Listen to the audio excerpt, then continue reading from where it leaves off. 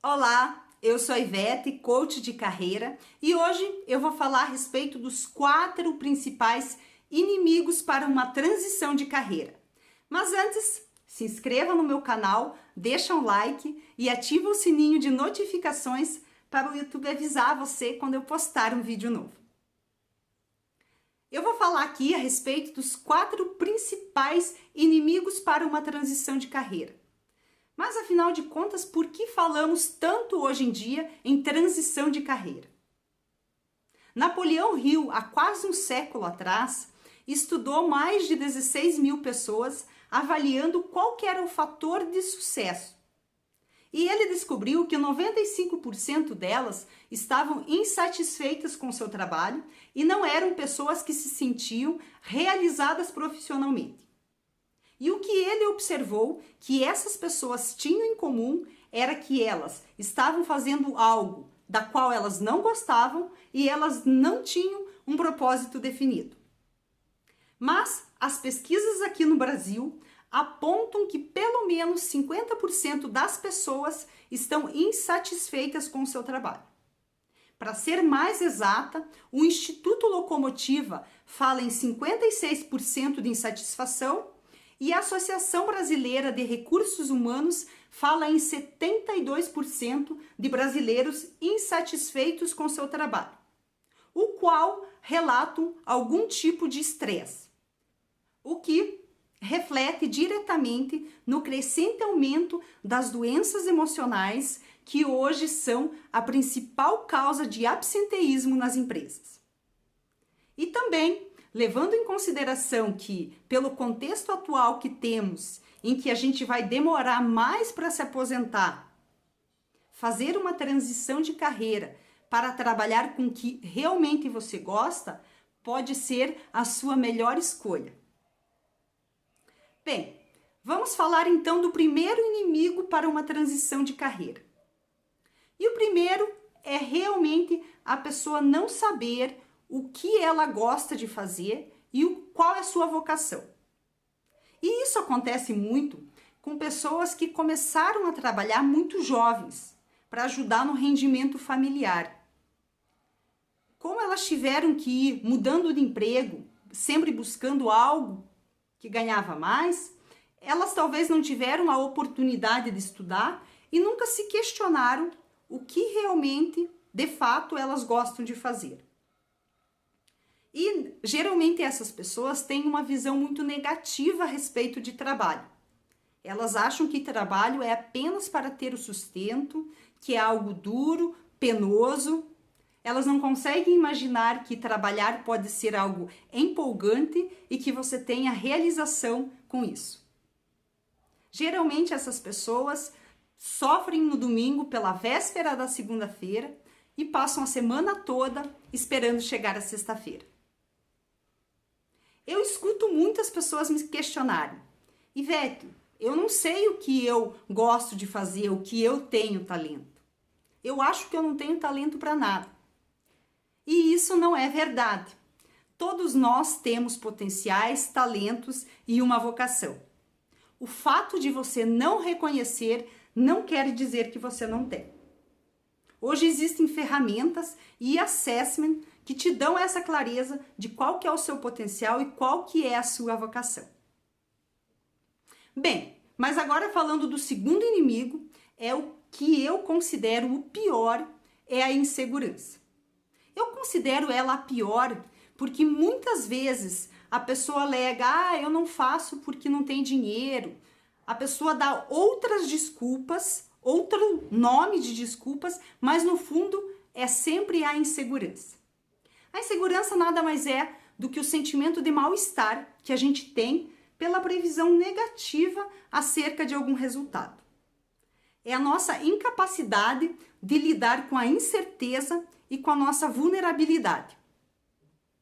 E o principal efeito que a insegurança causa é ela paralisar a pessoa, impedir que a pessoa se mova e saia de sua zona de conforto.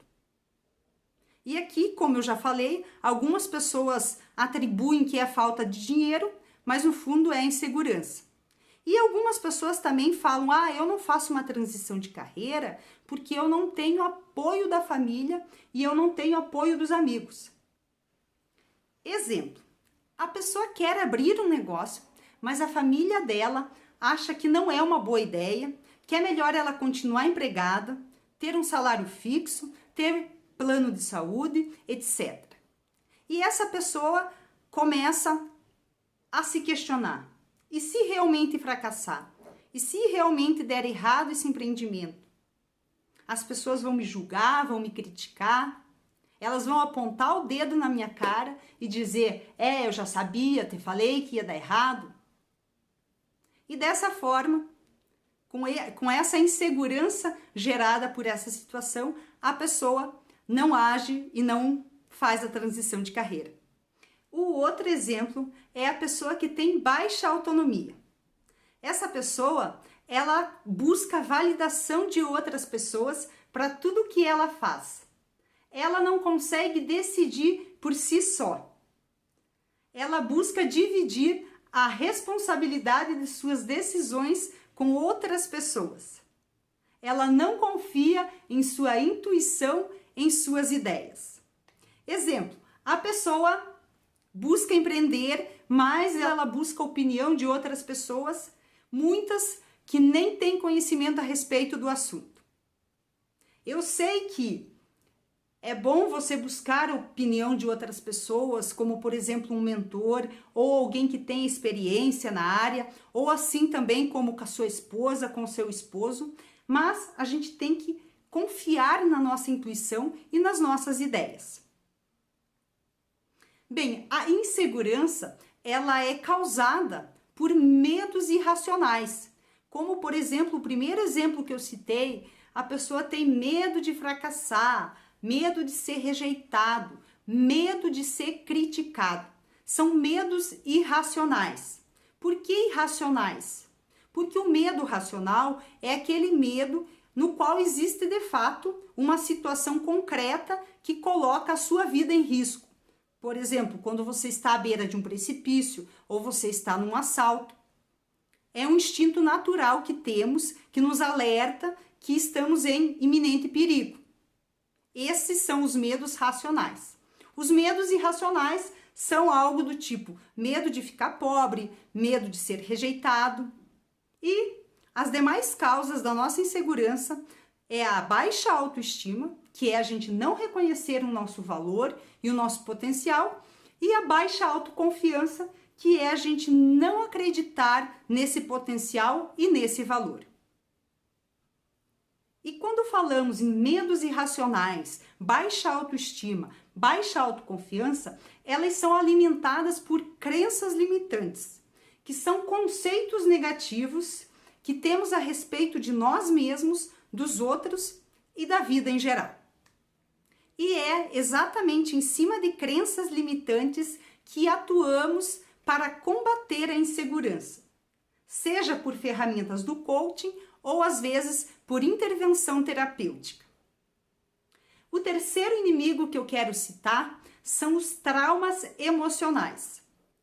Os traumas emocionais, eles surgem quando a pessoa passa por fortes adversidades, como traição, grandes perdas, algum tipo de abuso, uma forte decepção.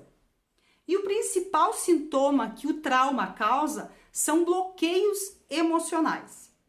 Por exemplo, a pessoa sofre uma traição de um sócio no qual ela teve uma grande perda financeira.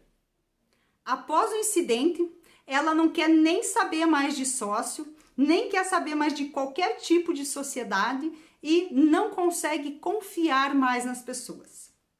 O outro exemplo é uma pessoa que tenta um recrutamento na qual ela se considera que é a pessoa mais capacitada. Porém, a pessoa que acaba passando naquele recrutamento, segundo o que essa pessoa julga, é uma pessoa que tinha alguma afinidade com o chefe ou havia algum esquema já definido. A decepção que essa pessoa tem com esse processo é tão grande que isso leva ela a ter um trauma, um bloqueio e depois disso ela desiste de qualquer tipo de recrutamento. ela não tenta mais nada. Você consegue identificar facilmente se a pessoa tem um trauma é quando, mesmo passado anos após aquilo ter acontecido, a pessoa ainda traz muito viva nela a dor e o ressentimento do ocorrido. E por mais que ela busque não lembrar daquilo, em alguns momentos, algumas memórias vêm e ocasionam nela uma grande tristeza, raiva ou coisa parecida.